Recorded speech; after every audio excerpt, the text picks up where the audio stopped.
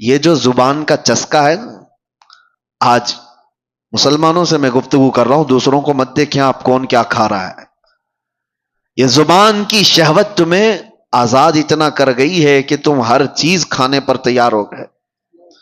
پہلے کے دور میں لوگ بچتے تھے، نان ویج کھانا ہے، گوشت کھانا ہے، تو کتنی تحقیقیں ہوتی تھی کہ کہاں سے آیا، کس کا ہے، کون دیا ہے. آج کچھ بھی نہیں. ہمارے بچوں کے سامنے یہ تو مسئلے بھی نہیں رہ گئے. جو فاسٹ فوڈ کے ایسے عادی ہو گئے، ان کو راستہ چلتے ہوئے جو بھی شاورما ملا، پیزا ملا، برگر ملا، لے کے اس کو کھانا ہی ہے. تمہیں پتا ہے، میں جانتا ہوں کئی ایسے لوگوں کو جو کہتے بھی ہیں کہ ہم مردہ مرغیوں کو بیچتے ہیں. مری ہوئی مرغیاں 10 روپے کلو میں لا کر کے اس کا وہ بنا کر کے بیچتے بھی ہیں کئی ایسے لوگ.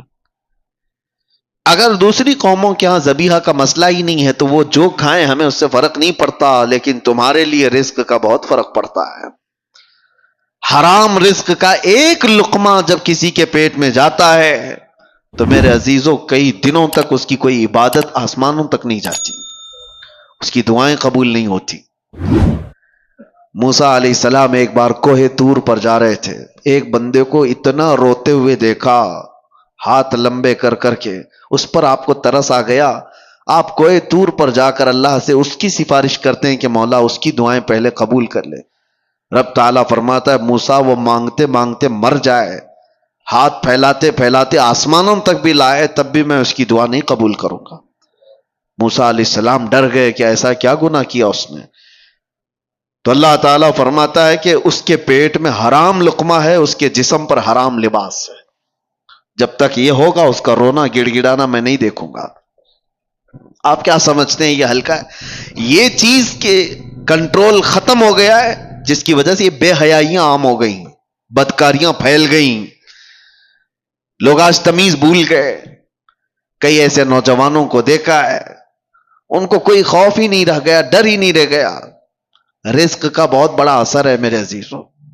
سب سے پہلے اس پر کنٹرول کرو، اپنے کھانے پینے پر حلال کی طرف توجہ کرو، ورنہ یہ حرام چیز کے متعلق میرے آقا صلی اللہ علیہ وسلم فرماتے ہیں جو پیٹ حرام لقمہ بھرتا ہے اس کے لیے سب سے زیادہ بہتر ہے کہ جہنم کی آگ ہی اس کے پیٹ میں بھری جائے گی. وہ زیادہ مناسب یہی ہے کہ وہ جہنم کی آگ اس کے پیٹ میں بھری جائے گی. لوگ آج بزنس میں بھی تجارت میں بھی یہ دیکھنا بھی چھوڑ دیے کہ پیسہ کہاں سے آ رہا ہے. لو دبا لو، ساری چیزیں دبا کر رکھو.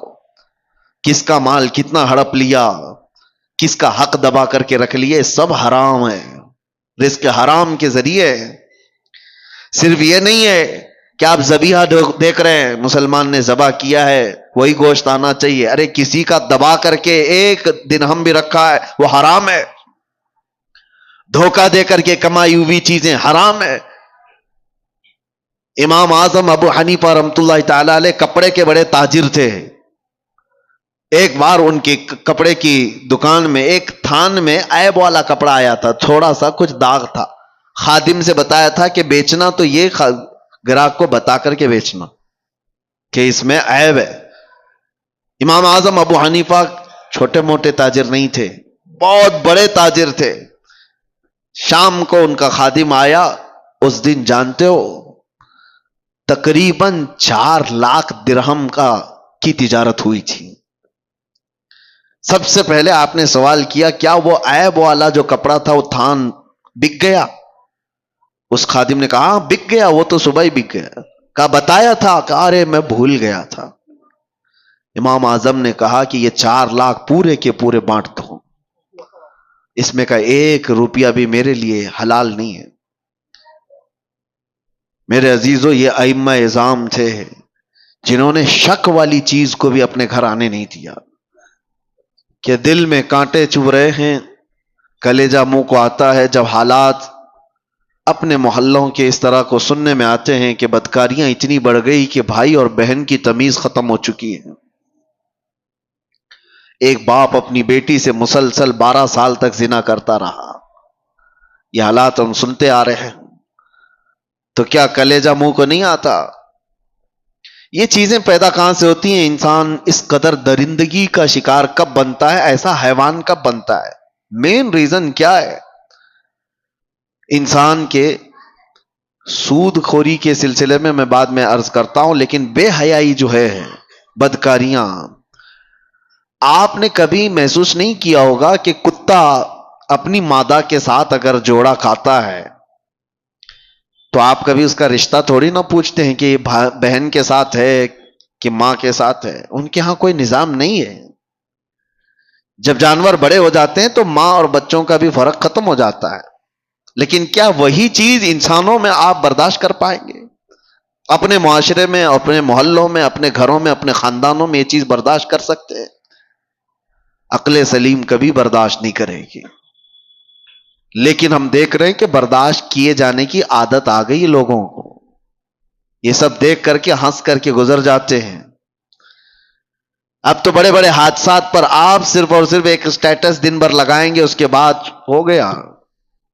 بڑے بڑے حادثات صرف اور صرف ایک دن کی نیوز بن کر کے ختم ہو جاتے ہیں۔